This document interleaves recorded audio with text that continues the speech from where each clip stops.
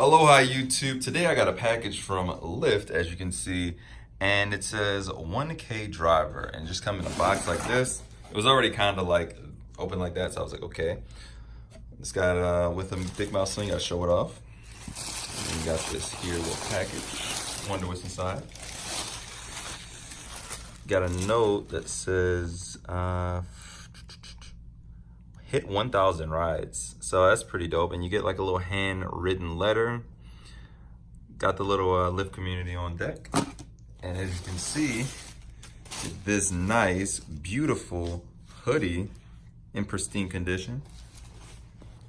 It's actually pretty dope. It's got the little tags and everything. Okay, we doing it. It's got the 1K badge on it. It's got a little 1K on the sleeve portion. Let's see, he's got pockets, and good thing is no logo on the backside. It's actually pretty dope. It's got the cool little nifty pockets, and it's a nice little fleece hoodie, I guess. Pretty solid material, good quality. So if you ever wondered what you get for being one of the best lifters, it's this. Pretty cool. Well, I guess this is all for this video. Make sure you subscribe, comment, rate, whatever else you want to do. And as always, have an aqua day.